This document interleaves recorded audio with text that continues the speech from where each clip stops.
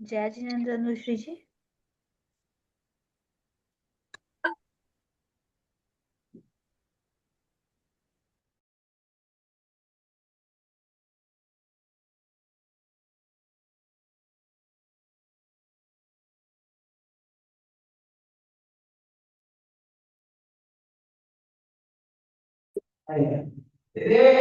क्या? नहीं मिला ना, ऊपर देखिए। मैं तो देख ली, जितना पूरा खोज डाली इनका। सूटकेस में बोल रहा है, कल करे। सुन ना, एक तरफ का निकाल वापस।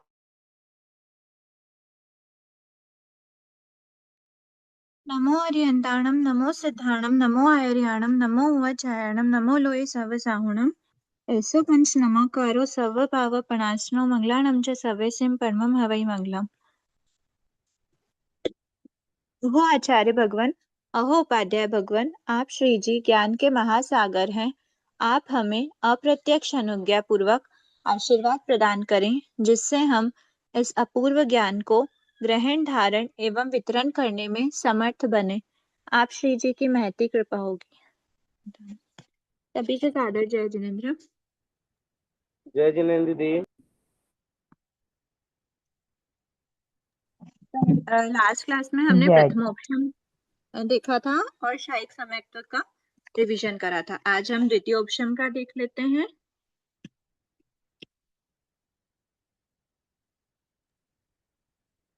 जय जिनेन्द्र दीदी। जय जिनेन्द्र। मैं एक बार सभी को म्यूट कर रही हूँ और आपके जो भी डाउट्स हैं तो आप लोग दीदी लास्ट में। दीदी हाँ अनिवृत्तीकरण का एक बार रिवीजन करवा देंगे क्या? हाँ ठीक है, मैं एक बार अनिवृत्तीकरण का तीनों ले लेते। अनिवृत्तीकरण जो मेन है डेफिनेशन उसकी बात कर रहे हैं क्या, क्योंकि वो तीनों ही रह गए थे। हाँ वही वही यथा प्रवर्तकरण। हाँ ठीक ठीक है ठीक है। हाँ और किसी के और कोई है अभी तक जो प्रथमोपशम द्वितीयोपशम में हो गया उसमें कुछ मिस हुआ है तो अगर किसी के कुछ है जो क्लास में लेना है तो एक बार बता दीजिए। ठीक है। हम्म। अब हम देख लेते हैं सबसे पहले तीन प्रकार के जो करण होते हैं। प्रथमोपशम की प्राप्ति के पहले जीव अनंत, पहले तो हमने वो कैटेगरीज देखी थी, मतलब योग्यता देखी थी कि क्या क्या योग्यता उसको चाहिए होती। पहले तो वो जीव मिथ्या दृष्टि होना चाहिए, वो जीव सन्नी पंचेंद्रिय पर्याप्त जीव होना चाहिए। उसके बाद बताया कि वो उस जीव ने अपने कर्मों की सत्ता को अंतः कोड़ाकोड़ी सागरोपम कर लिया हो, आयुष्य कर्म को छोड़कर शेष 7 कर्मों की सभी प्रकृतियों की सत्ता को अंतः कोड़ाकोड़ी सागरोपम कर लिया।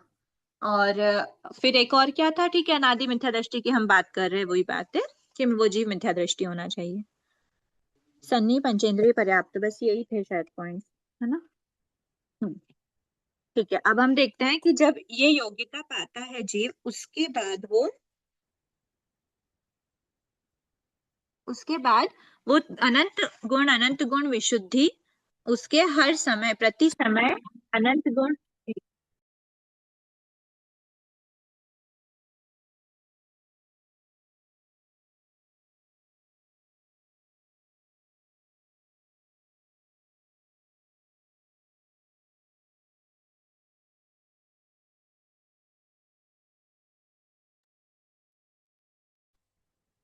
हाँ, तो जो हर समय प्रति समय अनंत गुण विशुद्धि जीव के होती है, उसके बाद बताया है कि वो 3 करण स्टार्ट करता है, जिसमें से पहला होता है यथा प्रवृत्त करण, दूसरा होता है अपूर्व करण और तीसरा होता है अनिवृत्तिकरण, है ना। ये 3 करण जीव करता है। अब ये 3 करण की डेफिनेशन क्या कहती है, मतलब यथा प्रवृत्त करण में जब प्रवेश करता है तब क्या क्या करता है, स्थिति बंध करता है। इसमें स्थिति बंध, स्थितिघात, गुण श्रेणी और अनुभाव घात होता है। अनिवृत्तिकरण में वो प्रोसेस होते हैं, प्लस लास्ट के एक संकेतम भाग में वो अंतरकरण की प्रोसेस स्टार्ट करता है और अंतर क्रिएट करता है। ये सब हमने देखा था कि क्या क्या होता है इन अंतर्मुहूर्त के दौरान। पर एक्चुअल में यथा प्रवृत्त करण में अनेक जीवों की अपेक्षा, इनका जो नाम, जो इन तीनों करण का अलग अलग नाम रखा गया है, तो अनेक जीवों की अपेक्षा ऐसी क्या विशेष डिफरेंस है इन तीनों में कि इनका ऐसा नाम रखा हुआ है। तो बोल सकते हैं यथा प्रवृत्त करण मतलब जैसे पूर्व के समय था वैसे ही उसी टाइप के हो सकते हैं, ऐसे पूर्व की तरह प्रवृत्त, मतलब कोई एक जीव जिस अध्यवसाय पे था तो दूसरा अगले समय में कोई और जीव अगर आएगा तो उस अध्यवसाय पे रह सकता है यथा प्रवृत्तकरण के प्रोसेस के दौरान। लेकिन अपूर्वकरण में क्या होता है कि अगर अपूर्वकरण का प्रोसेस है, उस प्रोसेस के किसी भी समय पर कोई एक जीव के अध्यवसाय अगर हैं इतने, तो उस जीव उस मतलब अगले समय पर कोई और जीव के सेम लेवल के अध्यवसाय नहीं हो सकते, उसके अध्यवसाय की जो रेंज है वो डिफरेंट रहती है। फिर बताया है कि अनिवृत्तीकरण, तो अनिवृत्तीकरण मतलब कि त्रिकालवर्ती सभी जीवों के, मतलब तीनों काल में, पास्ट में, प्रेजेंट में और फ्यूचर में आने वाले सभी जीवों के अपेक्षा अनिवृत्तीकरण में समसमयवर्ती सभी जीवों के आत्मिक परिणाम एक समान होते हैं। मतलब इसमें कोई और जीव, एक समय पर कोई भी जीव है तो उस समय पर उस जीव के जैसे अध्यवसाय होंगे, तो आने वाले सभी जीव जो भी उस समय पर आएंगे, उस समय पर आएंगे मतलब क्या, अनिवृत्तीकरण के उस समय पर प्रवेश करेंगे या फिर उस समय पर होंगे, उन सभी जीवों के अध्यवसाय एक ही समान होंगे।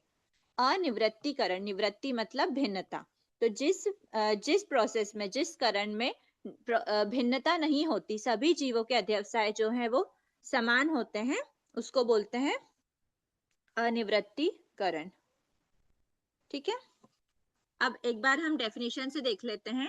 यथा प्रवृत्तकरण, यथा प्रवृत्तकरण मतलब पूर्व की तरह प्रवृत्त, पूर्व की तरह प्रवृत्त जो आत्मिक परिणाम होते हैं त्रिकालवर्ती सर्व जीवों की अपेक्षा, यहाँ पे हम सभी जीवों की अपेक्षा बात करते हैं, एक जीवों की अपेक्षा हम क्या कहेंगे, एक जीवों की अपेक्षा प्रति समय अनंत गुण विशुद्धि होती है। प्रथमोपशम सम्यक्त प्राप्त करने के लिए जीव प्रति समय अनंत गुण विशुद्ध परिणामों द्वारा तीन करण करता है, तो हर समय उसके अनंत गुण विशुद्धि होती है। इसीलिए ये तो क्लियर है, चाहे वो यथा प्रवृत्तकरण में हो, अपूर्वकरण में हो या फिर अनिवृत्तीकरण में हो, तीनों में से किसी में भी हो, उसके उस जीव के जो अध्यवसाय हैं वो रिपीट नहीं हो सकते, हर समय अनंत गुण विशुद्ध अध्यवसाय होते हैं।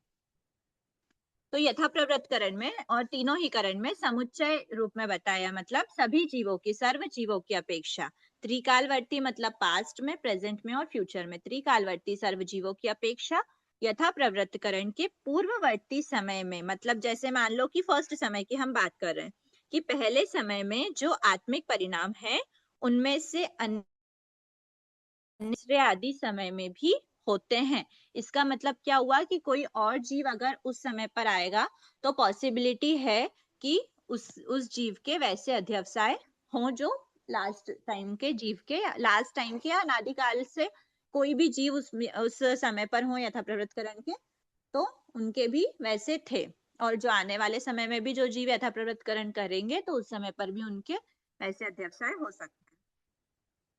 ठीक है, अपूर्वकरण में बोला है त्रिकालवर्ती सर्वजीवों की अपेक्षा भी अपूर्वकरण के पूर्ववर्ती समय में जो आत्मिक परिणाम होते हैं उनमें से एक भी आत्मिक परिणाम उत्तरवर्ती समय में नहीं होते, अतः इसे अपूर्वकरण कहते हैं। एक भी आत्मिक परिणाम रिपीट नहीं होंगे, मतलब कोई भी जीवों के, जो पास्ट में जितने जीवों के आत्मिक परिणाम उस समय पर, जैसे अपूर्वकरण का 5वां समय मान लो, अपूर्वकरण के 5वें समय पर कोई जीव था, मान लीजिए कि कोई भी अमुक जीव है ए, वो 5वें समय पर है और उसके अध्यवसाय का लेवल है 1005 मान लो।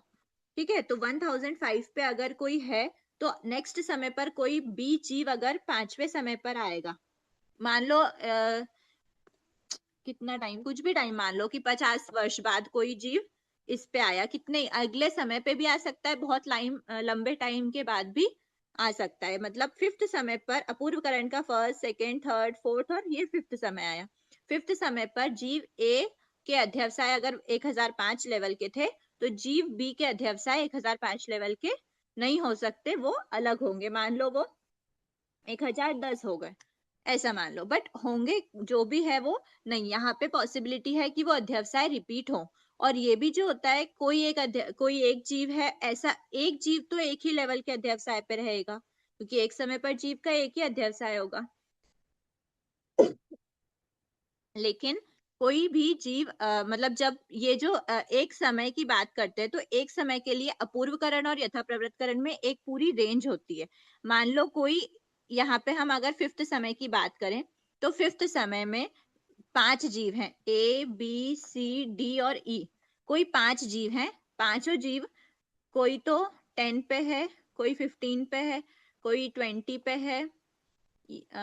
इसको मान लेते हैं 1 से लेकर 20 तक की ही रेंज मान लो इसको। 1 से 20 की अगर रेंज है तो कोई 10 पे है, कोई 15 पे है, कोई 18 पे है, कोई 12 पे है, और जो पांचवा है वो 19 पे है मान लो। तो जो भी 1 से 20 के बीच की रेंज थी, ये फर्स्ट समय में ये 5 जीव हैं।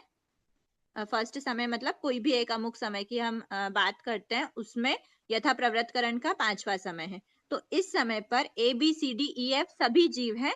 कोई 10वें लेवल पे, ये आत्मिक परिणाम का लेवल है।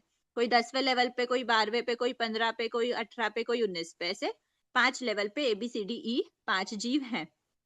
अब क्या बोला, अगले समय में या फिर आगे पास्ट में या फ्यूचर में किसी भी समय पर कोई भी जीव अगर फिफ्थ समय पर पहुंचा, यथा प्रवृत्तकरण उसने स्टार्ट किया और वो फिफ्थ गुण स्थान पर मतलब फिफ्थ समय पर पहुंचा, तो फिफ्थ समय पर अब उस जीव के ये जो 1 से 20 की रेंज है, उनमें से जो जैसे ये रिपीट हुए थे, ऐसा हो सकता है नेक्स्ट जीव मान लो एफ, ई एफ के बाद क्या आता है, एफ जी एच आई जे।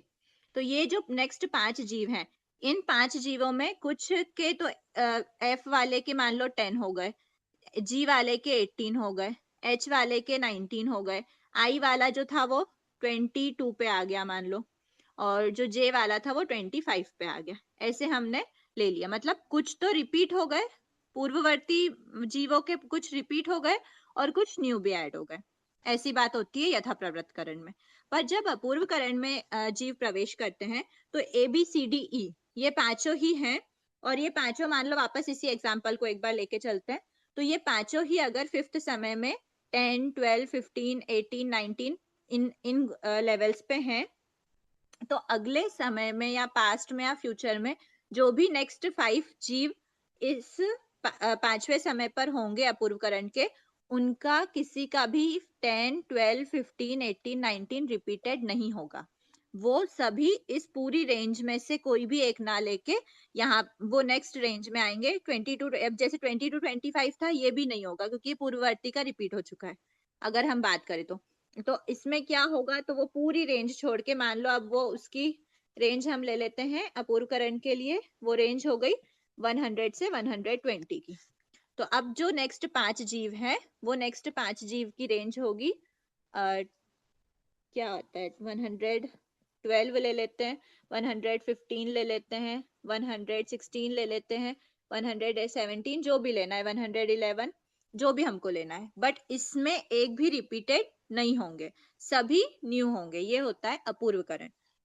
जो आत्मिक परिणाम होता है पूर्ववर्ती समय में, उनमें से एक भी आत्मिक परिणाम उत्तरवर्ती समय में नहीं होते समुच्चय जीवों की अपेक्षा।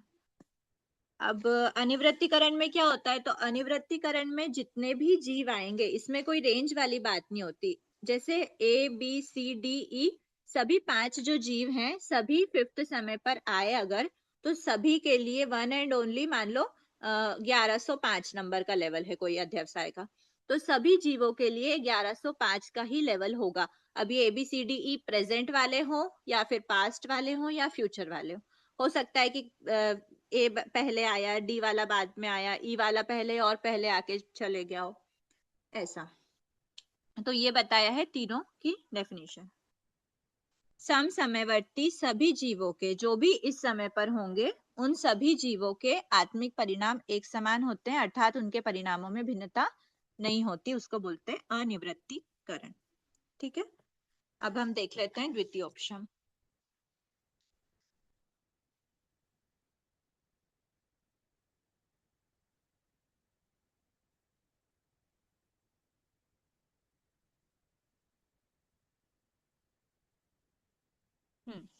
अब द्वितीय ऑप्शन देख लेते हैं।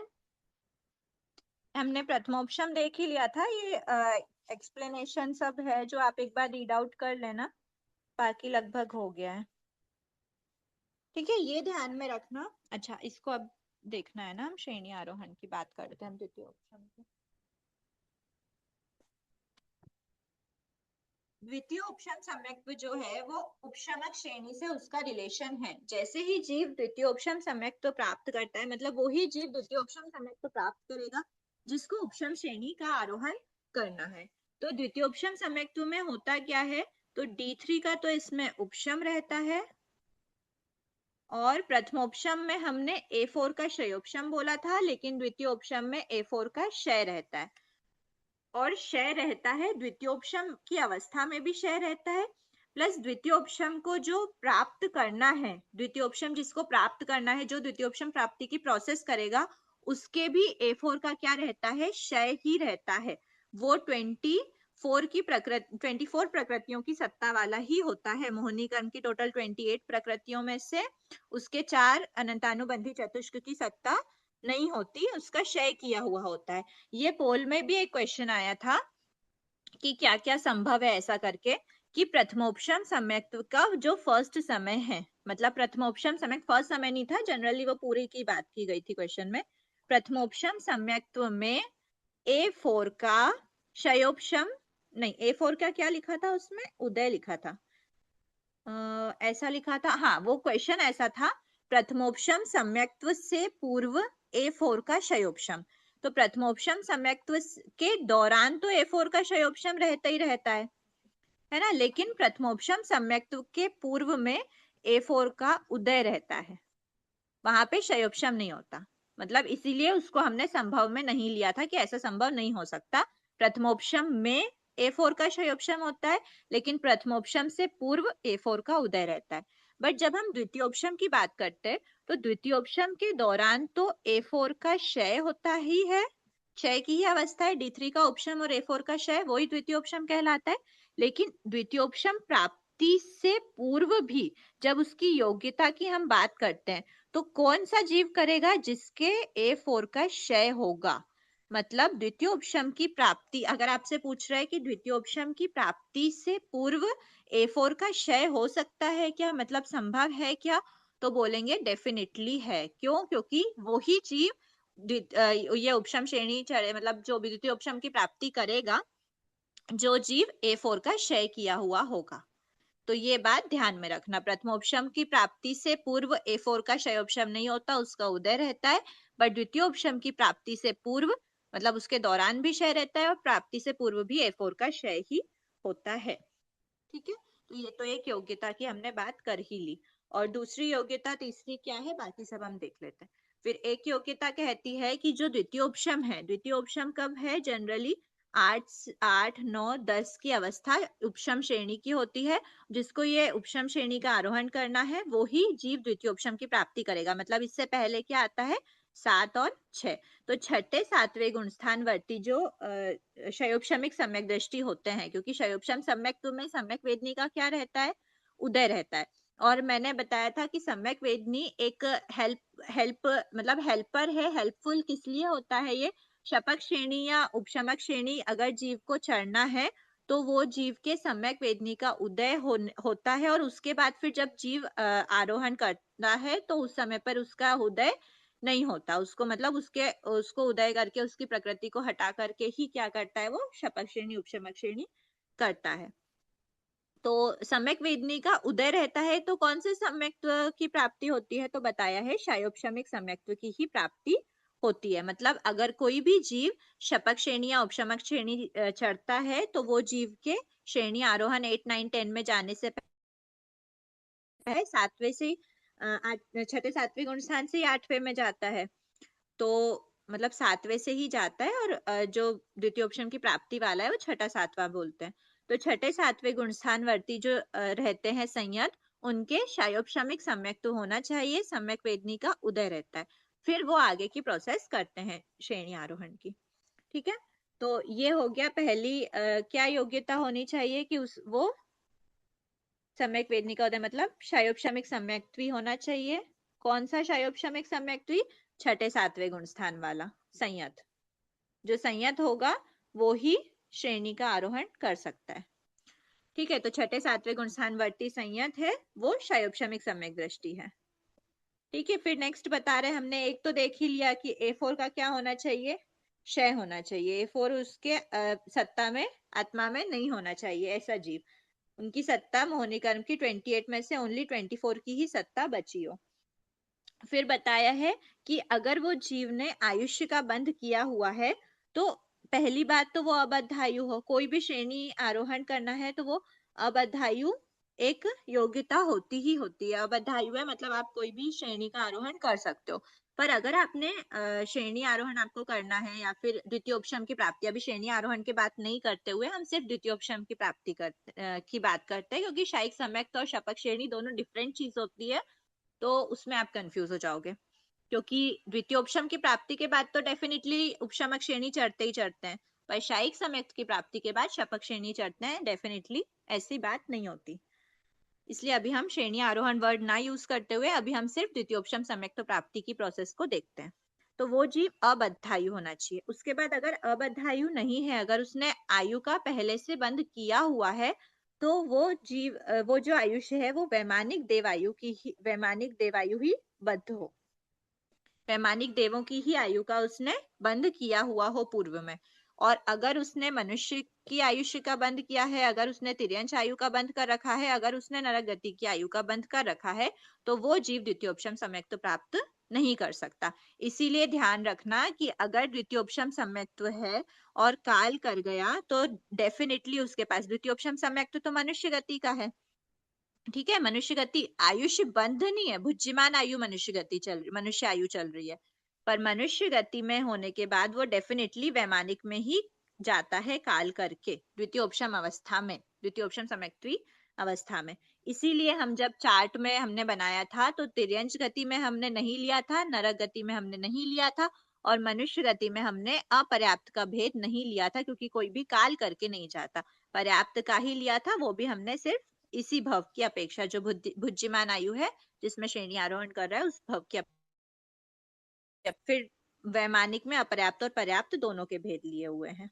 ठीक है, क्योंकि वो काल करके वैमानिक में जाएगा, अपर्याप्त रहेगा, फिर वो पर्याप्त हो जाएगा। तो वैमानिक देववायु का उसने बंद किया हो या फिर अबद्धायु हो।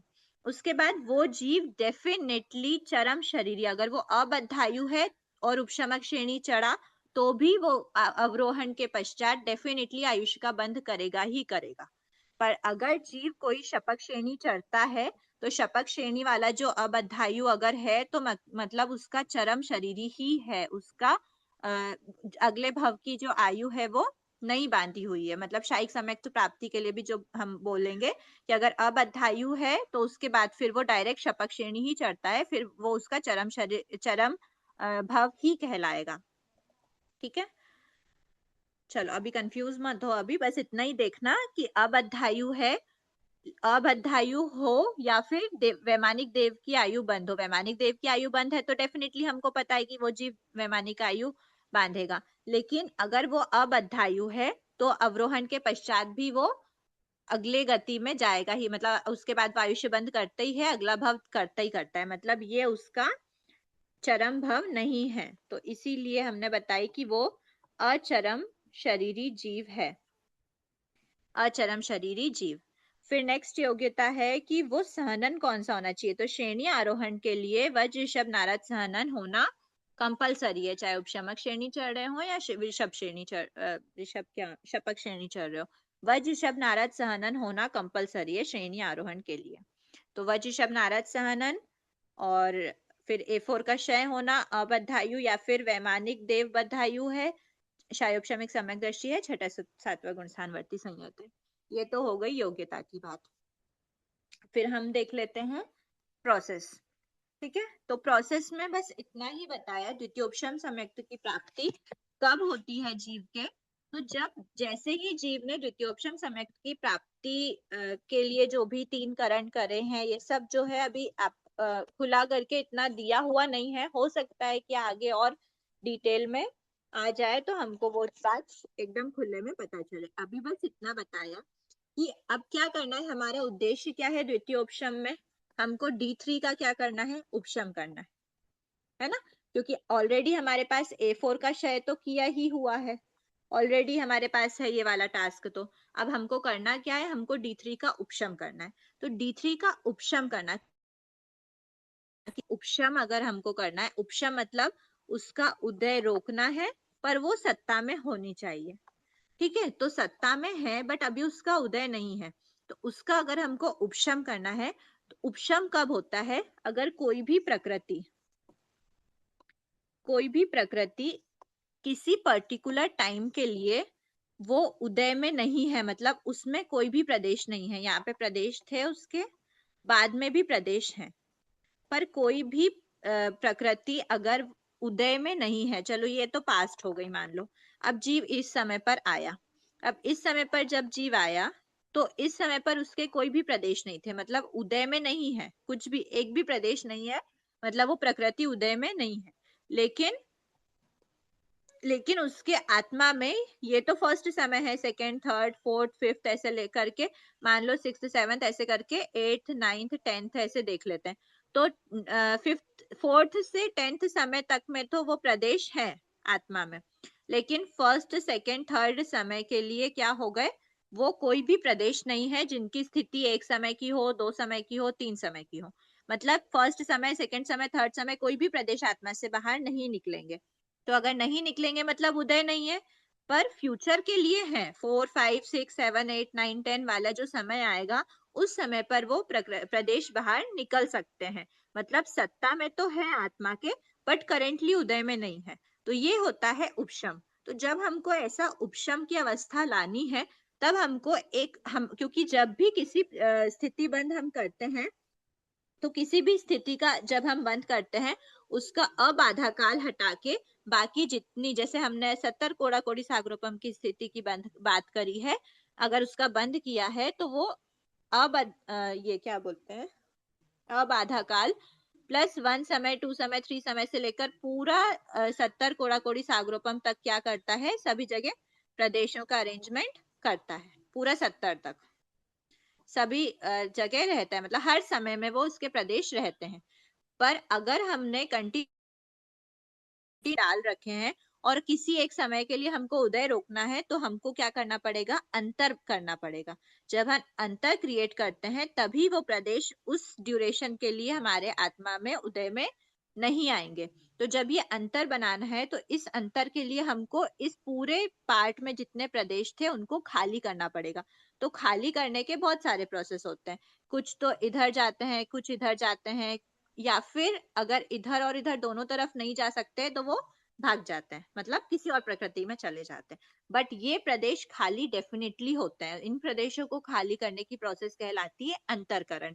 तो ये जो अंतरकरण हमने प्रथमोपशम में भी देखा था कि अंतर क्रिएट करता है, तो ये जो अंतरकरण करना होता है, वो अंतरकरण क्या करता है, कुछ प्रदेशों को प्रथम स्थिति में डालता है, कुछ प्रदेशों को द्वितीय स्थिति में डालता है।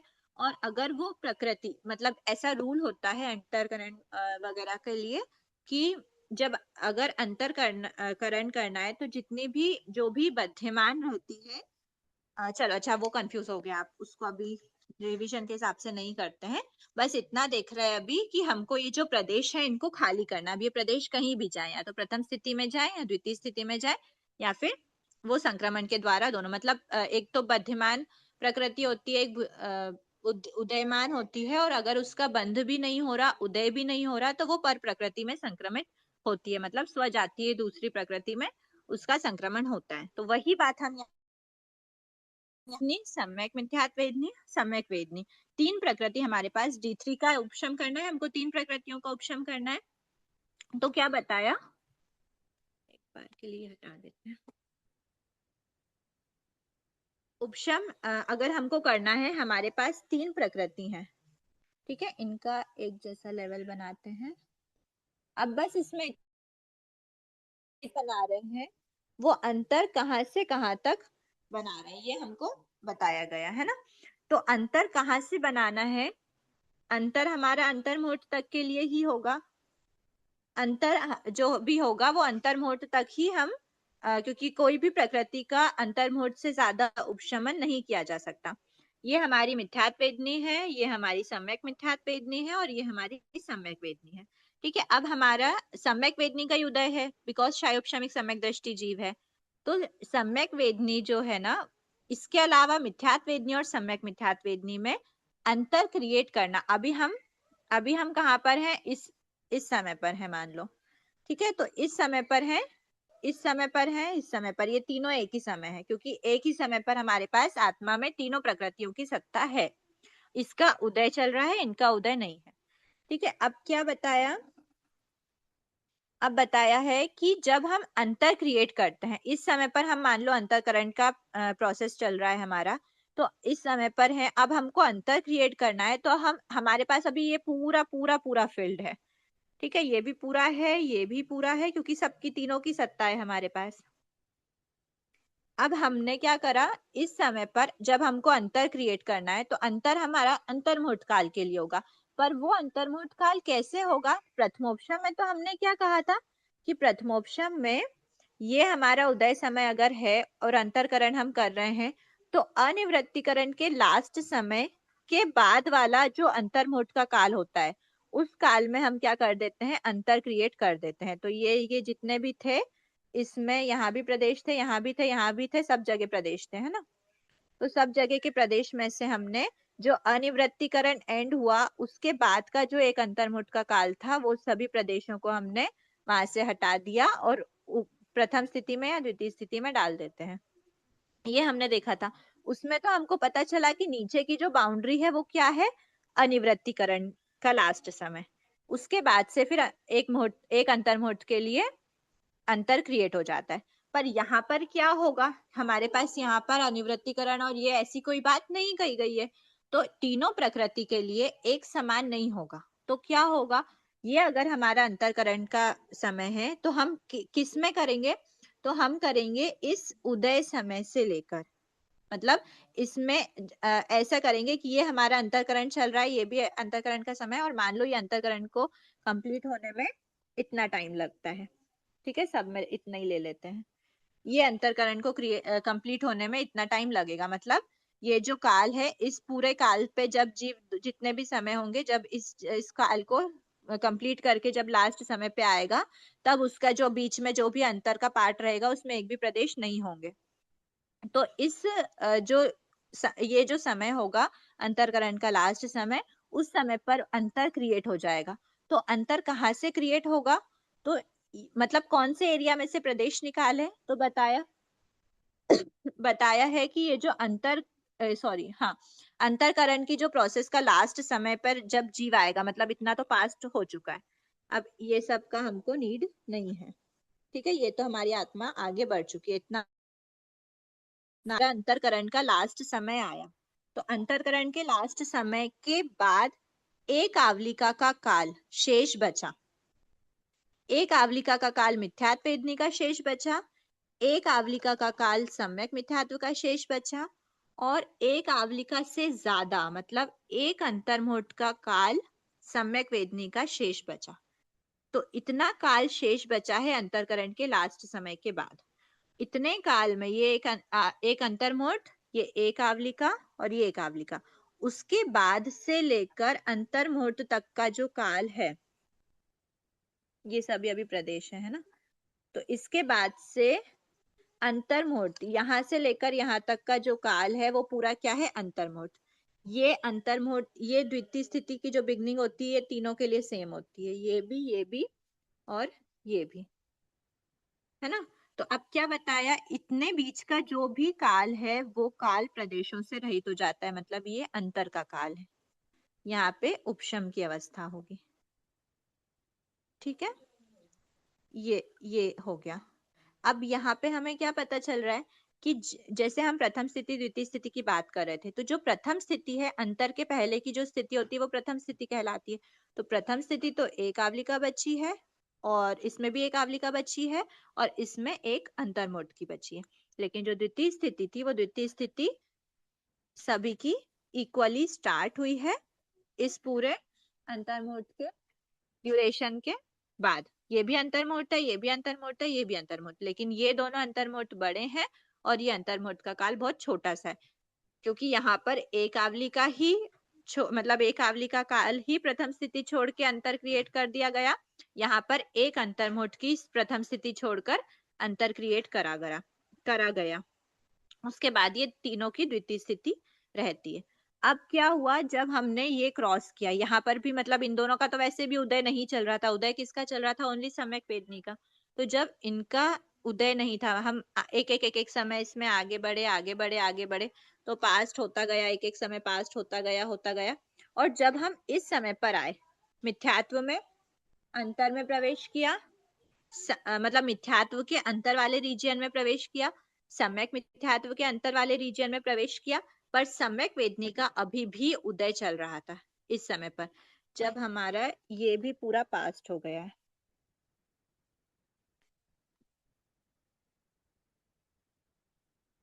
है ना। अब हम यहाँ पर इसके अंतर में प्रवेश कर गए, इसके भी अंतर में प्रवेश कर गए, लेकिन यहाँ पर अभी भी सम्यक वेदनी का उदय चल रहा है, इसीलिए यह अवस्था द्वितीय उपशम की नहीं कहलाएगी। तो फिर क्या होगा, इसके अंतर में प्रवेश करने के बाद इसके भी अंतर में प्रवेश करने के बाद, जब हम इस पूरी उदय वाली जो है, इस पूरे को जब हम भोग लेते हैं, मतलब इतने पास्ट में हम आ जाते हैं, ये भी पास्ट हो गया, ये भी हमारा पास्ट हो गया। अब जब इस अवस्था पे हम आए कि हमारी सम्यक वेदनी का उदय खत्म हो चुका है और सम्यक वेदनी के अंतर में हम प्रवेश कर चुके हैं, तो ये कहलाती है हमारी द्वितीय उपशम सम्यक्त्व की प्राप्ति।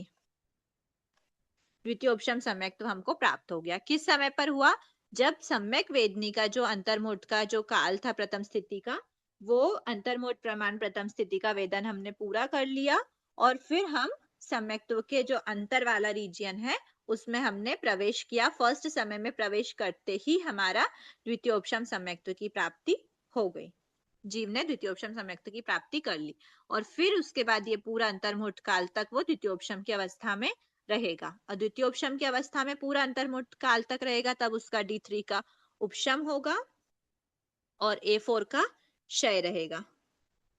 और द्वितीय उपशम के बाद क्या होगा, तो जैसे ही ये पूरा अंतर्मुठ का काल खत्म हुआ, उसके बाद ऑलरेडी हमारे पास तीनों की सत्ता है, तो तीनों में से अगर हो सकता है हमारे किसकी सम्यक्त्व वेदनी की का उदय हो जाए, मतलब ये तीनों पुंज हमारे पास अभी सत्ता में, तीनों प्रदेश हैं, मतलब तीनों प्रकृतियों के प्रदेश हमारे पास हैं।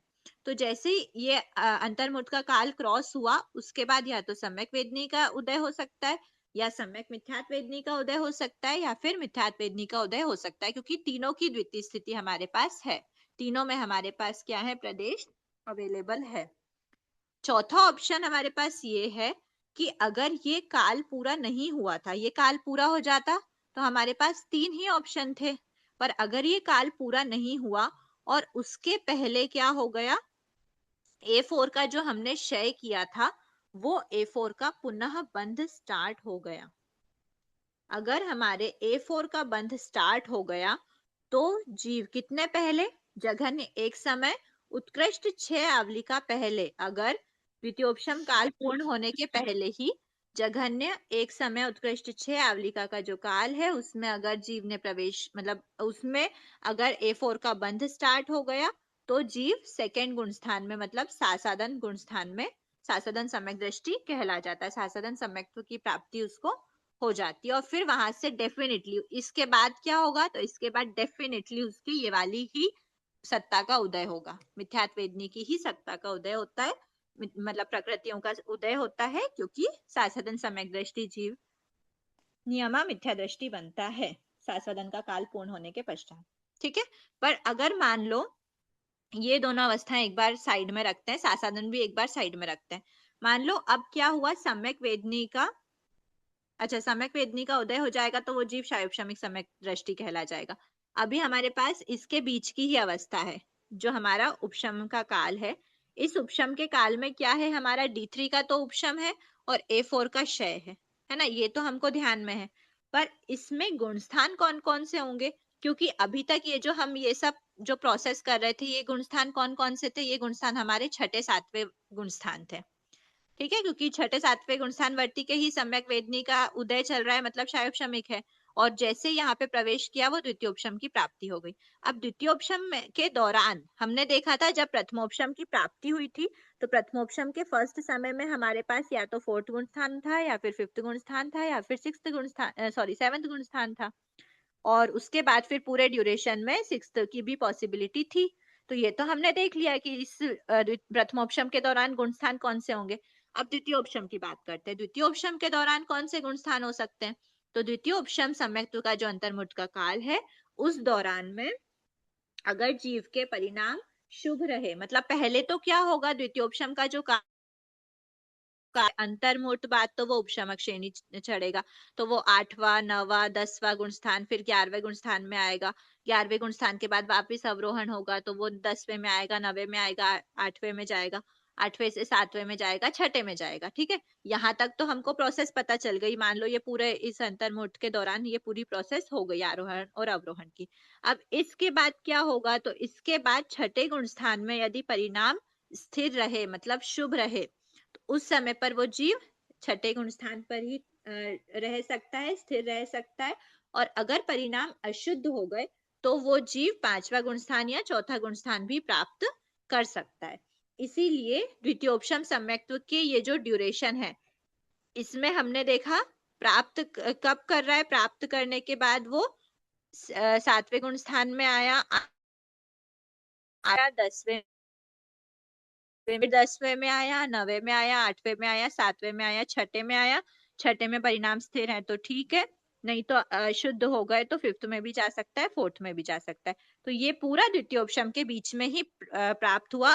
मतलब द्वितीयोपशम सम्यक्त्व में गुणस्थान कौन कौन से हो सकते हैं, 4 से 11। और अगर इस बीच कहीं पे काल कर गया तो काल करके नियमा वो वैमानिक देवों में ही जाता है, 4th गुण स्थान को ही प्राप्त करता है। द्वितीयोपशम सम्यक्त्व की अवस्था वैमानिक देवों में रहेगी। ठीक है, 4th गुण स्थान प्राप्त करता है। अब अगर वो किसी पर्टिकुलर गुण स्थान से काल करा तो क्या होगा, तो अगर वो 4थे 5वें से काल गया, अभी ये पूरा द्वितीयोपशम की अवस्था है, अगर वो 4थे और 5वें गुण स्थान से काल करा तो वो पहले से 12वें देवलोक में जा सकता है, प्लस 9 लोकांतिक में भी वो जा सकता है। 9वें से 12वें देवलोक में जाएगा या फिर 9 लोकांतिक में। फिर अगर वो 6ठे गुण स्थान से काल करा तो फिर वो कहाँ जाएगा, तो उसके पास पहले से 12वें देवलोक भी खुला है, 9 लोकांतिक भी खुला है और 9 ग्रैव्यक भी खुला है। ठीक है, फिर 7वें गुण स्थान से अगर काल करा तो पहले से 12वें देवलोक में भी जा सकता है, 9 लोकांतिक में भी जा सकता है, 9 ग्रैव्यक में भी जा सकता है, 5 अनुत्तर विमान में भी जा सकता है। ठीक है, फिर अगर वो 8वें 9वें 10वें 11वें मतलब श्रेणी के जो गुणस्थान है प्लस 11वां गुणस्थान, इन गुणस्थान से डेफिनेटली ओनली एंड ओनली सर्वार्थ सिद्ध विमान में ही जाता है। ठीक है, दूसरी प्रकृति में डालता है का मतलब हुआ कि संक्रमण होता है, उसके मिथ्यात्व वेदनी का उदय नहीं है, सम्यक मिथ्यात्व वेदनी का भी उदय नहीं है, ना तो उनका विपाक उदय होता है ना मतलब उनका जो विपाक उदय नहीं होता तो फिर वो अपने जो प्रदेश है उनको दूसरी प्रकृति मतलब जिसका उदय है उदयमान प्रकृति में उनको डालते हैं संक्रमण के द्वारा। द्वितीयोपशम में A4 का क्षय हो चुका है तो सासदन सम्यक्त्व यानी A4 का बंध का क्या कारण होता है। कारण की अभी बात नहीं करी गई है और स्पेशली ये रिवीजन क्लास है तो अभी तो मैं वो टॉपिक को डिटेल में नहीं लेना चाहूंगी। ठीक है, अभी बस इतना ही है। यहाँ पर एक डिफरेंस ध्यान रखना कि जब द्वितीयोपशम से हमने देखा सासादन में आने वाला कौन है, सासादन से प्रथमोपशम सम्यक्त्वी जीव भी आ सकता है, द्वितीयोपशम सम्यक्त्वी जीव भी आता है ना सासादन में। पर जब प्रथमोपशम से सासादन में आ रहा है ना तो उसका रीजन क्या बना, उसका रीजन बना A4 का बंध व उदय। बंध और उदय दोनों की बात हम करते हैं, पर द्वितीयोपशम से अगर सासादन में आ रहा है तो उसका रीजन बनता है A4 का बंध। वहां पर आप उदय वर्ड नहीं यूज करना।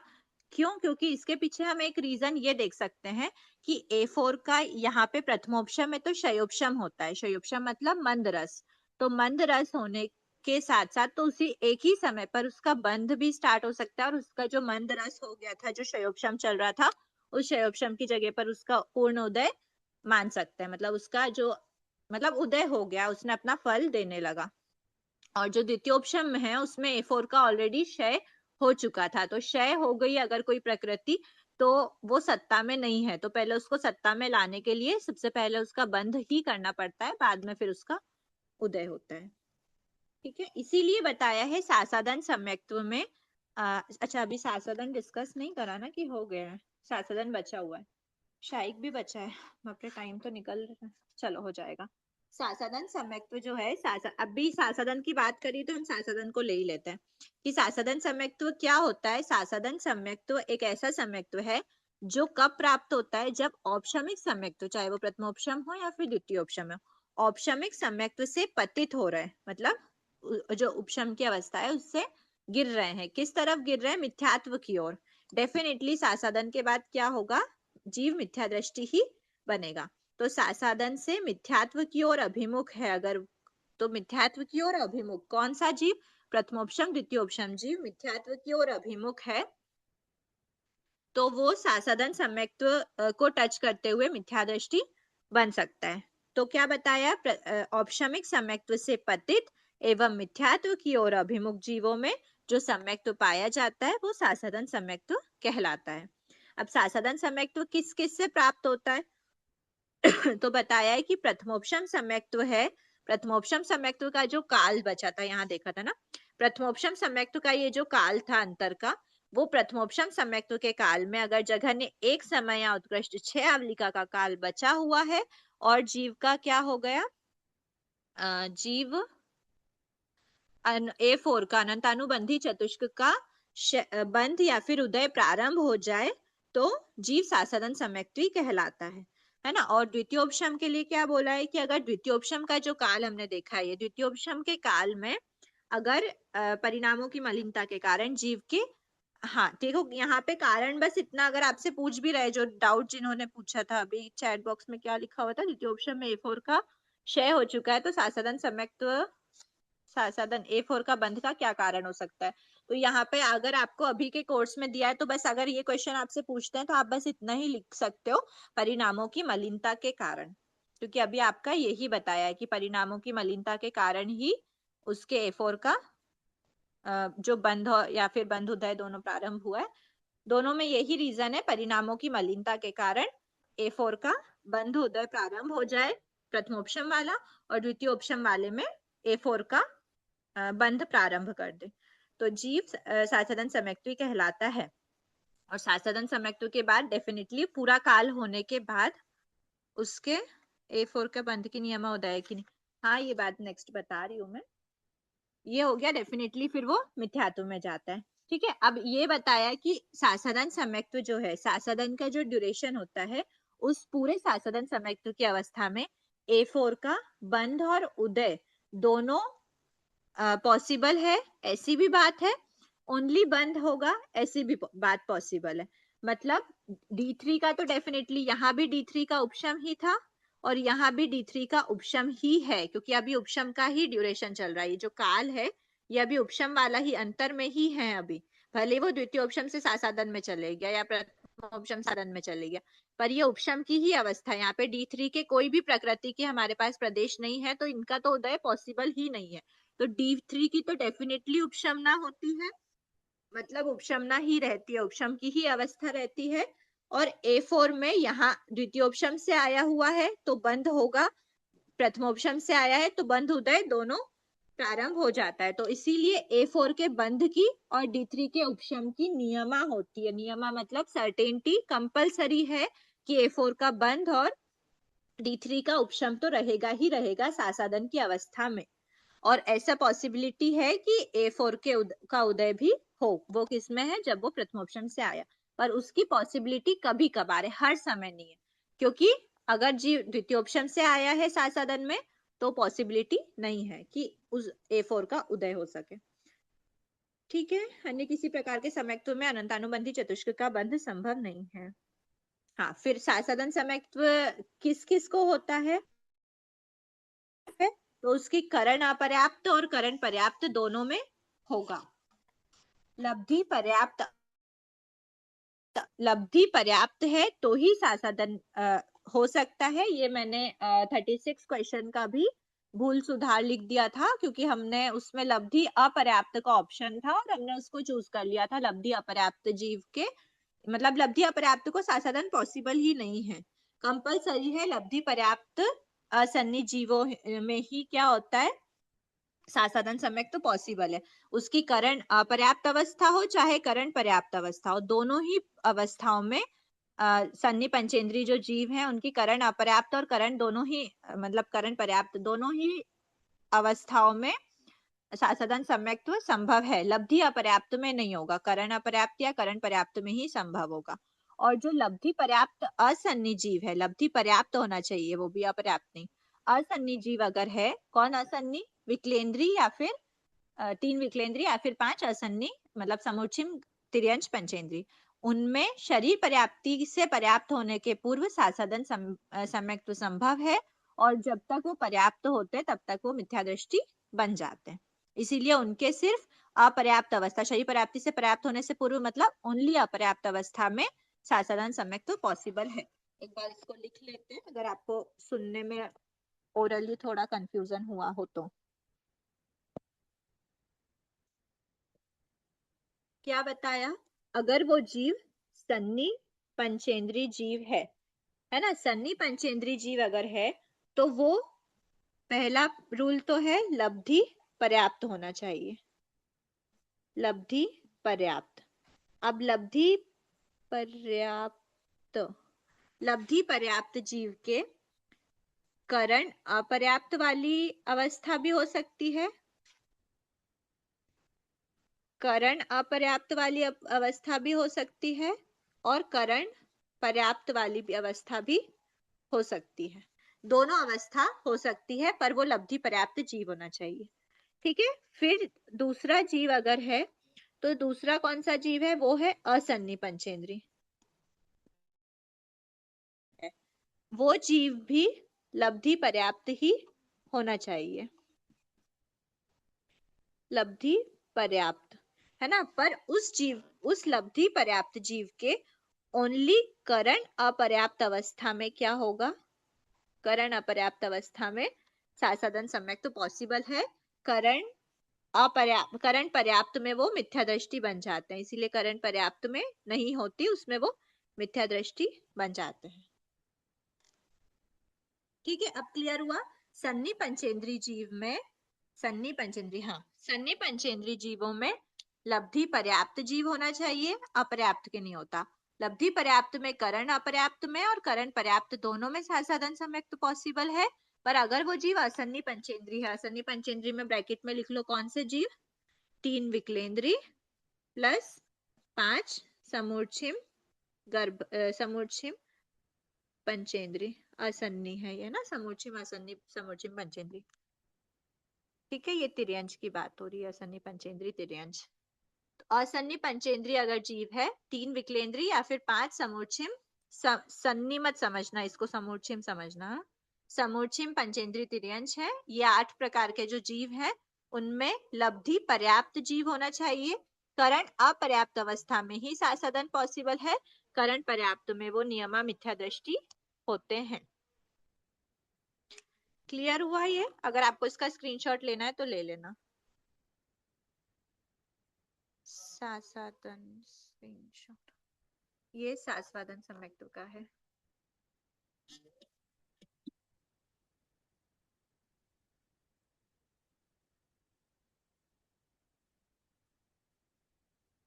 ठीक है, एक बार स्क्रीनशॉट लेना है तो ले सकते हैं।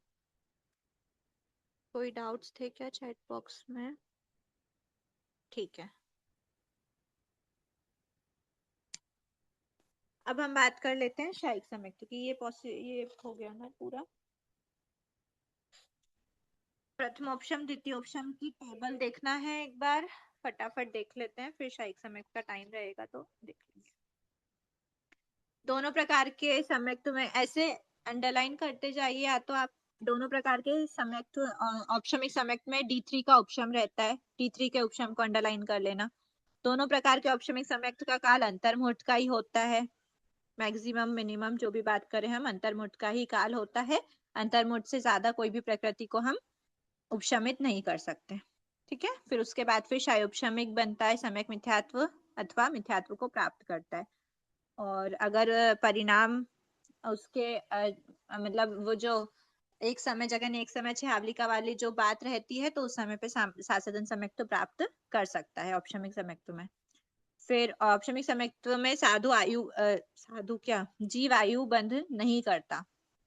दोनों ही प्रकार के औपशमिक आयु बंद नहीं करता, लेकिन काल करने की जब हम बात करते हैं तो प्रथमोपशम में जीव काल कर सकता है, द्वितीयोपशम के दौरान नहीं, सॉरी, प्रथमोपशम के दौरान काल नहीं कर सकता, द्वितीयोपशम के दौरान काल कर सकता है, वैमानिक में उत्पन्न हो सकता है। अब डिफरेंस क्या है, तो डिफरेंस देख लेते हैं। ये तो चारों गति के जीव होते हैं, ये सिर्फ मनुष्य गति के। ये पंचेंद्रीय सन्नी पंचेंद्रीय पर्याप्त मिथ्या दृष्टि जीव होना चाहिए, और ये छठे गुण सातवें गुणस्थानवर्ती क्षयोपशमिक सम्यक दृष्टि होना चाहिए, संयत होना चाहिए। प्रथमोपशम सम्यक्त्व में अनंतानुबंधी चतुष्क का क्षयोपशम रहता है, यहाँ पे A4 का क्षयोपशम है, यहाँ पे A4 का क्षय है। गुणस्थान कौन से हैं? 4 से 7 ही हो सकते हैं, यहाँ पे 4 से 11 होते हैं।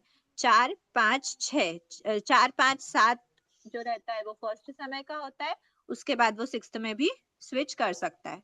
यहाँ पे 4 से 11 इसलिए लिया है कि छठे सातवें से 8 9 10 पे गया, 11 पे गया, 11 उपशांत गुण स्थान में गया, उसके बाद फिर वो 5 और 6 में भी, मतलब 11 के बाद 10 9 8 7 6 तक जाता है, और फिर 4 और 5 में भी जा सकते हैं। इसमें हो गया प्रथम ऑप्शन काल नहीं करता, इस अवस्था में काल करके वैमानिक में उत्पन्न हो सकता है। चारों गतावस्था में संभव है। यहाँ पर मनुष्य गति में तो ओनली पर्याप्त में होगा, लेकिन देव गति में अपर्याप्त और पर्याप्त दोनों में, क्योंकि मनुष्य गति का करंट जो द्वितीय ऑप्शन है उसकी अपेक्षा बोला है, और जो काल करके अगर वैमानिक में गया तो अपर्याप्त और पर्याप्त दोनों में जा सकता है, नरक गति और तिर्यंज गति में नहीं होता। नेक्स्ट है एक बार। अब इनके बीच का अंतर कितना है, तो बताया कि अगर एक बार प्रथमोपशम प्राप्त किया, उसके बाद पल्योपम का असंख्यतम भाग काल तक लगातार मिथ्यात्व में रहने के बाद ही प्रथमोपशम समय तो पुनः प्राप्त किया जा सकता है। इस बीच में वो कभी भी प्रथमोपशम के बाद, जैसे प्रथमोपशम समय तो प्राप्त करने के बाद वो मिथ्यात्व में चले गया, मतलब क्षयोपशम नहीं, उसके सम्यक वेदनी और सम्यक मिथ्यात्व वेदनी का पुंज नहीं रहा, तो मतलब सम्यक मिथ्यात्व वेदनी का भी नहीं बोलेंगे। बस इतनी बात है कि लगातार मिथ्यात्व में रहने, मतलब उसका क्षयोपशमिक सम्यक तो भी नहीं है, कुछ भी बीच में हो ही नहीं सकता, लगातार वो कंटिन्यूअसली मिथ्यात्व में अगर था, कितने टाइम तक? पल्योपम के असंख्यतम भाग काल तक। तो फिर उसकी जो सत्ता होती है सम्यक वेदनी और सम्यक मिथ्यात्व वेदनी की, वो धीरे धीरे क्या होने लगती है, जो सत्ता है वो वैनिश होने लगती है, या तो कंप्लीटली वैनिश हो जाती है, या फिर इतनी कम रह जाती है कि वापस से सम्यक वेदनी का उदय, सम्यक मिथ्यात्व वेदनी का, दोनों का उदय पॉसिबल नहीं है। ठीक है, तो कंप्लीटली वैनिश के लिए वर्ड होता है उद्वलना। ये हो गया, उद्वलना हो जाती है, तो इसीलिए उसके बाद ही वापस प्रथमोपशम समय पुनः प्राप्त किया जा सकता है। लेकिन द्वितीयोपशम कब कर सकते हैं? द्वितीयोपशम के बीच का 2 बार द्वितीयोपशम प्राप्ति के बीच का अंतर कितना है? ओनली अंतर्मुहूर्त का। फिर ये कि कोई भी सहनन वाला या फिर असहननी जीव, असहननी मतलब जिसको सहनन नहीं होता। किसके सहनन नहीं होता? देवगति और देवगति और नरक गति में सहनन नहीं होता, तो वो असहननी जीव होते हैं नरक नैरेक और देवों की अपेक्षा। कोई भी सहनन वाले हो या फिर असहनन वाले जीव ही क्यों ना हो, वो प्रथमोपशम सम्यक तो प्राप्त कर सकते हैं, पर वज ऋषभ नारद सहननी जीव ही द्वितीयोपशम सम्यक तो प्राप्त कर सकते हैं। चरम शरीरी भी इस सम्यक को प्राप्त कर सकते हैं, और चरम शरीरी तो डेफिनेटली करते ही करते हैं। मतलब यहाँ पर अचरम प्लस चरम दोनों लिख लेना, यहाँ पर ओनली अचरम। ठीक है, अचरम शरीरी जीव ही सम्यक द्वितीयोपशम सम्यक तो प्राप्त कर सकते हैं। क्लियर हुआ? ये डिफरेंस हो गया।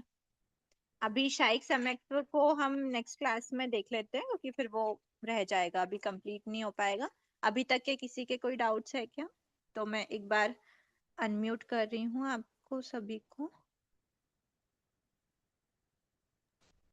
हाँ, अभी जय एक बार जिनेंद्र जय जैसे जिनेंद्र, मेरे को ये पूछना था कि अपने जो द्वितीय उपशम का जो बता रहा है ना कि 6th और 7th गुण स्थान, तो उस समय क्षयोपशमी में ही रहता है, उसी टाइम उसी गुण स्थान में जीव तुरंत कन्वर्ट हो जाता है द्वितीय उपशम में, ऐसा समझे इसको?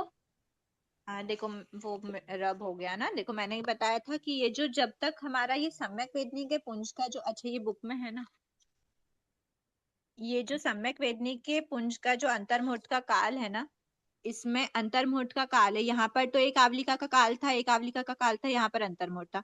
तो एक आवलिका के बाद हम प्रवेश करें तो हमारे ये दोनों तो, भले ही हम इन दोनों के अंतर में प्रवेश कर गए, बट इसका अभी भी उदय चल रहा है। तो ये जो अंतर्मुहूर्त काल तक हम इसका वेदन करते हैं, जो इसका उदय चल रहा होता है, जो इसका वेदन किया जाता है, वो वेदन सम्यक वेदनी का वेदन मतलब क्या, शयोपशम सम्यक। तो यहाँ पे तो पूरा शयोपशम सम्यक तो ही चल रहा था, और जैसे ही यहाँ पर उसका वेदन कंप्लीट करके हम अंतर में प्रवेश करते हैं, वो कहलाता है द्वितीयोपशम। इसीलिए स्विच इस तरह से होता है। ये भी छठा सातवां गुणस्थान चल रहा था, ये भी छठा सातवां गुणस्थान चलेगा। मतलब छठा तो क्या, सातवां ही चलेगा, पहले ऐसा बोलेंगे, सातवां गुणस्थान ही चलेगा। सातवें के बाद वो आठवें, नवे, 10वें में जाता है। वो जब आप उपशम श्रेणी डिटेल में पढ़ोगे तब पता चलेगा। अच्छा ठीक है दीदी, एक क्वेश्चन और था। ये था कि जैसे अब अपन ने पढ़ा ना अंतरकरण का प्रोसेस, कि अंतरकरण में एंटर होते ही फर्स्ट टाइम में ही उसे प्रथम उपशम सम्यक तो प्राप्त हो गया, और उसी समय वो आगे त्रिपुंज चालू कर देता है ना? हाँ, उस समय जब त्रिपुंज वो चालू नहीं त्रिपुंज चालू, करता, त्रिपुंज बन जाता है। उसके जो हाँ, मिथ्यात्व वेदनी के आगे जितनी भी सत्ता थी द्वितीय स्थिति में, वो 3 भाग में डिवाइड हो जाती है, ऐसा। तो वो तो द्वितीय स्थिति में ऑलरेडी पहले तो मिथ्यात्व की कर्म थे ही थे, दलित थे, और उसके बाद जो वापस दलित नए जो उन्होंने डाले, अंतःकरण किया तब, तो वो और मतलब दोनों ही दलित थे ना, हम्म। है ना? और दोनों उसी समय दोनों ही, मतलब, वो तो हाँ, ऑलरेडी डल चुके थे। देखो ऑलरेडी कब डले थे, जब वो अंतरकरण में प्रवेश किए, मतलब अंतरकरण जब वो कर रहा था, उस समय पर ही सारे प्रदेश हटा दिए थे। तो जब प्रदेश हटा के द्वितीय स्थिति में डाले थे, तब तो ओनली मिथ्यात्व वेदनी की स्थिति में मतलब डल रहे थे ना, मिथ्यात्व के ही दलित थे, मिथ्यात्व की द्वितीय स्थिति में जा रहे थे। और हम्म, त्रिपुंज तो कब बना, त्रिपुंज तो प्रथमोपशम की प्राप्ति के समय बना। तो उसके पहले हाँ, तक तो वो मिथ्या दृष्टि ही कह, मतलब मिथ्यात्व के ही सत्ता में क्या क्या है, तो मिथ्यात्व की ही सत्ता है। तब तक 3 सत्ता नहीं बनी, तब तक एक ही सत्ता थी वो। अच्छा। और जब अंतर नहीं, में सत्ता प्रवेश तो किया एक तब ही थी डिवीजन हुआ। दीदी, लेकिन वो मतलब समझ लो ना, मिथ्यात्व के दलित उस समय ज्यादा थे, और उसने डाले भी मिथ्यात्व के दलित, मतलब जीव में इतनी विशुद्धि बढ़ ज्यादा, जाती है कि, ज्यादा तो क्या, टोटली ही मिथ्यात्व के थे, ज्यादा कम की हाँ बात ही नहीं, तो, जितने थे टोटली मिथ्यात्व के थे। हाँ हाँ हाँ, जीव की इतनी विशुद्धि बढ़ गई कि उसने उसको छांट के, मतलब सम्यक के इतनी दलित आ गए, नहीं उसमें नहीं नहीं, उसने छाटा संवत में नहीं कन्वर्ट जाता, कर लिया। छाटा नहीं जाता उसमें। बस इतना रहता है कि जो टोटल रहते हैं उसके 3 डिवीजन कर दिए जाते हैं।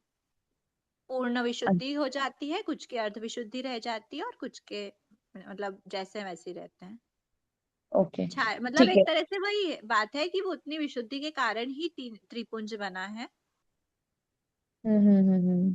ठीक है ना। अच्छा दीदी, ये जो अंतरकरण कर रहा था वो, उसके पहले जैसे ही वो चालू करता है, अनिवृत्तिकरण पूर्ण होने से पहले ही, जैसे ही उसको मिथ्यात्व के दलित आ जाते हैं, उस समय जीव खड़ा कहाँ है? एक बार रिपीट करेंगे फिर से। मैं ये पूछ रही थी, जैसे जीव अनिवृत्तिकरण पूर्ण करने से पहले जीव कहाँ खड़ा है, जब वो अंतःकरण के दलित ट्रांसफर करता है दोनों साइड में, उस समय जीव कहाँ खड़ा है? अनिवृत्तिकरण के पूर्व है वो? प्रथमोपशम का पूछ रहे हैं क्या? हाँ प्रथमोपशम में तो अनिवृत्तिकरण का जो एक संकेतम भाग ड्यू था उसमें, क्योंकि तभी वो अंतरकरण करता है ना। हाँ, वही बोल रही हूँ, वो अनिवृत्तिकरण के एक समय पहले ही था, एक संकेतम भाग पहले था वो उस समय, एक संकेतम वाले ड्यूरेशन में ही था। मतलब वो पहले खड़ा ही आगे की प्रोसेस चालू कर दे रहा है, यही समझे ना हम? एक बार प्लीज क्वेश्चन आप पूछेंगे, मैं आपके डाउट को नहीं ले पा रही हूँ। मैं ये कह रही थी, जीव जब अंतःकरण के प्रोसेस चालू कर रहा है ना, हाँ, तो उस समय वो दलित ट्रांसफर कर रहा है दोनों साइड में, तो उस समय जीव कहाँ खड़ा है? उस समय पर वो एक संकेतम भाग वाले यहाँ पर संकेतम भाग बचा था। तो हाँ, जो ये एक संकेतम भाग पूरा बचा हुआ है, उसमें यहाँ से उसने अंतरकरण स्टार्ट किया है। तो ये अंतरकरण में उसको मतलब जैसे ये मान लो टोटल 50 समय, कल की क्लास में मैंने लिया था 50 समय का एक संख्यात्मक भाग है, तब उसने अंतरकरण स्टार्ट किया, और 10 समय का अंतरकरण का प्रोसेस होने में 10 समय लगते हैं। तो 10 समय तक वो प्रदेशों को पूरा क्या कर देता है, इधर से इधर ट्रांसफर कर देता है, ये पूरा खाली कर देता है। जैसे ही वो 11th समय पे आया, तो अब 11th समय पे उसका ये बीच का तो अंतर क्रिएट हो चुका है, पर अभी उसको 11 से 50 के बीच का पूरा भोगना है। तो मतलब उस जब जीव ये कर रहा था तब तो वो एक संख्यात्मक भाग, एक समय से लेकर 50 समय तक पूरा एक संख्यात्मक भाग है। एक संख्यात्मक भाग में से अंतरकरण का जो मतलब जितना भी काल है उतना कंप्लीट होने के बाद रिमेनिंग जो काल बचा, उस समय पर उसका ऑलरेडी अंतर क्रिएट हो चुका है। अब आप इतना मैंने समझा दिया, अब आप क्या हाँ पूछना वही चाह रहे वही हैं वही। उसमें से, आपको हाँ बस समझ आ यही गया? समझना चाह रही थी मैं कि जीव कहाँ खड़ा है उस समय, मतलब वो पीछे खड़े होके आगे की प्रोसेस पहले ही चालू कर दे रहा है। प्रोसेस तो क्या करता है, वो अपनी जो फ्यूचर की सत्ता है उस सत्ता में से प्रदेशों की स्थिति कम और ज्यादा करता है। हाँ, और वो पहला मिथ्यात्व के दलिक भी भोगते हुए ही आगे बढ़ता है एंड वो तो फिर भोगते, वो अंतःकरण में तो प्रवेश उदय करता चल है। रहा होता है, वो तो उदय चल रहा होता है, हाँ फर्स्ट समय हाँ। सेकंड समय 10 समय तक उसका तो उदय चलेगा। मिथ्यात्व के अच्छा उदय ठीक है के ठीक है। समय ही वो ये प्रोसेस कर रहा होता है। ठीक है दीदी, वेरी क्लियर, थैंक यू। जय जिनेन्द्र और दीदी। दीदी जय जिनेन्द्र। वो मेरा एक डाउट था दीदी, जो आप समानता बताए हैं प्रथमोपसम और द्वितीयोपसम में, उसमें लास्ट पॉइंट है कि आयु का बंध बंध नहीं बंद नहीं करता है कर करके। हाँ, तो आयु का बंध नहीं करता, और द्वितीयोपसम में जैसे काल कर गया तो बंद करेगा, तभी तो काल करेगा ना, तभी तो कहीं वो जाएगा वो। पूर्वबद्ध है। पूर्व पूर्व में बंध है अगर मतलब? हमने बोला ना कि अगर वो या तो अबद्ध आयु होना चाहिए या फिर वैमानिक जी। आयु बद्ध हो, मतलब वैमानिक देवों की आयु का ऑलरेडी उसने बंद कर लिया है, उसके बाद वो द्वितीयोपसम की प्राप्ति करी, अच्छा जी जी, ऐसा। धन्यवाद। जय जिनेन्द्र और दीदी। हाँ, जय जिनेन्द्र। अपर्याप्त तो मेरे बोले ना, सीधा ऐसे बोले, लब्धि पर्याप्त नहीं बोल के अपर्याप्त जीवों में समुच्चय जैसे पिचेंद्री, अपर्याप्त में शाश्वतन हो सकता है ना? अपर्याप्त में शाश्वतन नहीं, मतलब फिर वो अगर लब्धि अपर्याप्त है तो नहीं, शाश्वतन कैसे? लब्धि शब्द नहीं लिखे, सीधा ही। लब्धि बताओ, जब तक आप लब्धि अपर्याप्त है या करण अपर्याप्त है ये नहीं बताओगे तब तक वो डिसाइड नहीं हो पाएगा कि इसमें शाश्वतन है या नहीं है। वो अच्छा बताना उसमें, जरूरी है, क्योंकि अगर लब्धि अपर्याप्त है तो शाश्वतन पॉसिबल नहीं है, अगर करण अपर्याप्त है तो शाश्वतन पॉसिबल है। अच्छा ऐसे सीधा नहीं आता क्या पेपर में? सीधे कैसे आएगा? कोई एक जीव क्या बनने वाला है फ्यूचर में जाके, वो काल करेगा कि नहीं करेगा, पर्याप्तियां पूरी करेगा कि नहीं करेगा, ये तो पहले से वो मतलब पहले पूर्व भव में ही वो डिसाइड करके आता है कि अगले भव में वो पर्याप्त बनेगा कि अपर्याप्त, उसी अकॉर्डिंग वो अपना आयुष्य बंद करता है। अच्छा ये सब लगा हुआ ही रहेगा, ठीक है, जय जिनेन्द्र। ये तो कंपलसरी होगा ना, मतलब वो दो अलग अलग तरह के जीव हो जाएंगे फिर। हाँ ठीक। दीदी एग्जाम कितने तारीख का डिसाइड हुआ? 21 का है, कब से ही डिसाइड हो चुका है तो। नहीं, रिटर्न में कोई मैसेज नहीं आया है ना? रिटर्न में इसलिए मैसेज डल चुका था, ग्रुप पे आ गया था, नवंबर में ही आ गया था। दीदी ये मंडे ट्यूसडे वेनेसडे को डाउट सॉल्विंग सेशन रखा है, तो फिर ये रिवीजन कब कैसे हो पाएगा आगे के पूरे सिलेबस का नेक्स्ट वीक? रिवीजन तो नहीं हो पाएगा क्या कर सकते हैं, आंटी ने बोला है कि एक्सपर्ट क्लास लेनी है, अब कल एक बार आंटी ले रहे हैं एक्सपर्ट क्लास, तो आप लोग देख लेना, अगर आप लोगों की हो जाती है तो ठीक है। और कल के मैं ये पूछना भी था आप लोगों से कि आप लोगों के कल, क्योंकि आंटी का कल रात का टाइम एडजस्ट नहीं हो पा रहा था, इसीलिए वो एक्सपर्ट क्लास दिन में ले रही हैं, तो रात में अगर आप लोगों की अनुकूलता रहे तो क्या हम रख सकते हैं रिविजन क्लास? जी जी, क्योंकि ये रिवीजन क्लास बहुत ही हेल्प होगा, क्योंकि इतना शॉर्ट समय में एग्जाम आ गया है, तो रिवीजन क्लास को तो बहुत जरूरी है। एक्चुअली हमको पूरा हफ्ता करना चाहिए नेक्स्ट वीक, ताकि पूरा सिलेबस रिवाइज हो सके एक बार। वो तो रखना ही है नेक्स्ट वीक तो पूरा रखते ही, बट मैं करती हूँ आंटी से एक बार बात, एक्चुअली उन्होंने काफी टाइम से एक्सपर्ट क्लास का बोला था और वो बोल रहे थे कि एक ही दिन रखेंगे, बट उन्होंने 3 दिन रख लिया, तो फिर क्या कह सकते थे आगे से। पर तो दीदी, कोशिश करते हैं।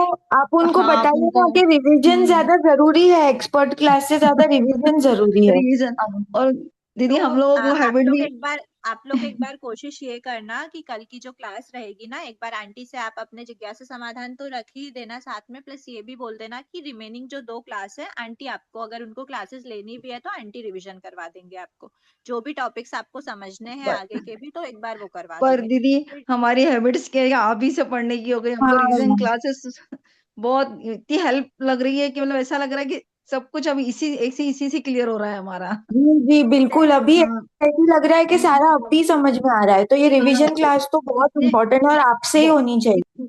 और इतने अच्छे से देख क्लियर लेते हो हैं। रहा है कि ऐसा लग रहा है कि वाकई हम लोगों को बिल्कुल क्लियर हो रहा है हर चीज से ये। ठीक है, एक बार देख लेते हैं, आंटी भी आपको अच्छे से समझा देंगे, जैसा भी होगा एक बार देखते हैं रिवीजन क्लास, क्योंकि अगर आंटी की हो जाती है उसके बाद भी रिमेनिंग 4 डेज रहेंगे, तब कवर कर लेंगे जैसा भी होगा, है ना। अगर हमें थोड़ा ज्यादा भी क्लास को अगर 9:30 तक भी एक्सटेंड करना पड़े, वैसे भी अभी लगभग 9:15 हो ही जाती है, तो देख लेंगे जैसा भी टाइम रहेगा फिर। हाँ बस दीदी आपकी अगर ये अनुकूलता 2 रहे बस और कुछ नहीं। हाँ हाँ हाँ ठीक दीदी है। प्लीज एक बार पूरा सिलेबस हाँ, आपके साथ रिवाइज करना 21 के पहले, बहुत जरूरी है दीदी। हम लोगों की क्या हैबिट्स आपसे ही पढ़ने की हो गई ना, तो हम लोगों को क्या ऐसा लगता है बस आप ही हमें पढ़ाए। सभी अच्छे पढ़ाते हैं। ठीक है, अभी किसी के कोई डाउट्स है क्या? हाँ दीदी, ये जो है द्वितीयोपशम का 5वां पॉइंट है कि द्वितीयोपशम सम्यक मनुष्य गति के जीवों में पर्याप्त अवस्था में तथा देव गति के जीवों में अपर्याप्त और पर्याप्त दोनों अवस्थाओं में संभव कैसे? फिर से बोलना एक बार, डाउट क्या पूछा आपने? ये जो 5वां पॉइंट है ना द्वितीयोपशम का, द्वितीयोपशम का 5वां पॉइंट, ये इसमें अंतर में? भिन्नता समानता भिन्नता में, हाँ, तो ये कैसे संभव है देव गति के जीवों में द्वितीयोपशम अपर्याप्त और पर्याप्त में? अगर वो काल कर गया, तो हमने देखा ना कि अगर वो इस द्वितीयोपशम अवस्था में काल करा है तो वो वैमानिक देवों में जा सकता है। हम्म। तो वैमानिक देवों में जब वो जाएगा तब वो अपर्याप्त रहेगा, और फिर अपर्याप्त से पर्याप्त हो गया, मतलब वो उसने पर्याप्तियां भी पूरी कर ली, तब तक भी उसका द्वितीयोपशम नहीं गया, तो इसीलिए अच्छा, अपर्याप्त पर्याप्त दोनों में रहेगा, और उसके बाद फिर वो क्षयोपशमिक सम्यक्ति बन जाएगा। हाँ मतलब थोड़ी सी देर ही रहेगा द्वितीयोपशम ऐसा? हाँ, रहता थोड़ी सी देर है, पर वो थोड़ी सी देर जो है वो काल भी, मतलब द्वितीयोपशम का जो अंतर्मुठ काल है उसी में सब कुछ हो गया, उसी में उसने श्रेणी का आरोहण अवरोहण भी कर लिया, और उसी बीच में काल करके देवों में भी उत्पन्न हो गया, देवों में उत्पन्न होने के बाद अपर्याप्त से पर्याप्त भी बन गया, और फिर उसके बाद फिर वो पर्याप्त बनने के बाद उसका द्वितीयोपशम खत्म हुआ, ऐसा।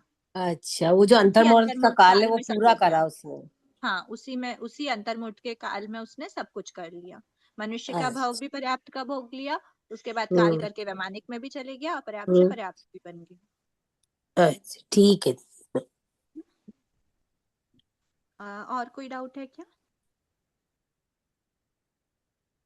अच्छा, तो अभी एक बार शायिक सम्यक्तों का ले लें क्या, अगर आप लोगों की अनुकूलता हो तो शायिक सम्यक्त ये चैप्टर कंप्लीट हो जाएगा। जी ले सकते हैं।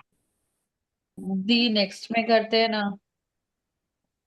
ठीक है, एक बार फिर नेक्स्ट में ही देख लेते हैं, तो कल का जैसा भी रहेगा, अगर कल की हो जाती है 8 से 9 के बीच की, तो मैं एक बार पूछती हूँ, आंटी से भी पूछ लूंगी, और रिकॉर्डिंग भी, मतलब लिंक भी अवेलेबल रहती है अगर, तो देख लेंगे ना। ठीक है। तो आज क्लास इतने ही रखते हैं।